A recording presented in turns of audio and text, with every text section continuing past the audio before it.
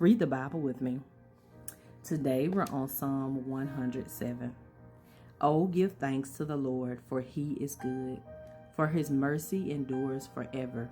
Let the redeemed of the Lord say so, whom he has redeemed from the hand of the enemy, and gathered out of the lands from the east and from the west, from the north and from the south.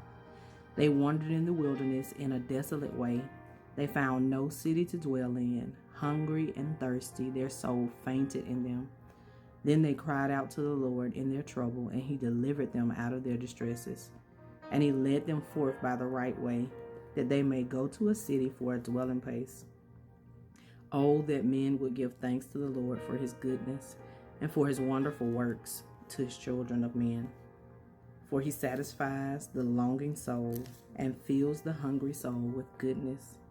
Those who sat in darkness and in the shadow of death, bound in afflictions and irons, because they rebelled against the words of God, and despised the counsel of the Most High. Therefore he brought down their heart with labor. They fell down, and there was none to help. Then they cried out to the Lord in their trouble, and he saved them out of their distresses. He brought them out of darkness and the shadow of death, and broke their chains in pieces. Oh, that men would give thanks to the Lord for his goodness, and for his wonderful works to the children of men. For he has broken the gates of bronze, and cut the bars of iron in two. Fools, because of their transgression, and because of their iniquities, were afflicted. Their soul abhorred all manner of food, and they drew near to the gates of death. Then they cried out to the Lord in their trouble, and he saved them out of their distresses. He sent his word, and he healed them, and delivered them from their destructions.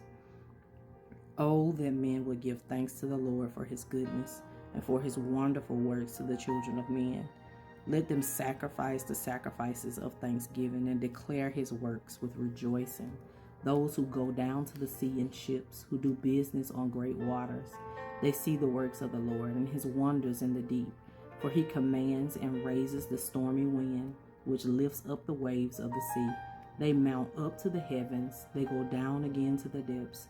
Their soul melts because of trouble. They reel to and fro, and stagger like a drunken man, and are at their wits' end. Then they cry out to the Lord in their trouble, and he brings them out of their distresses. He calms the storm, so that its waves are still.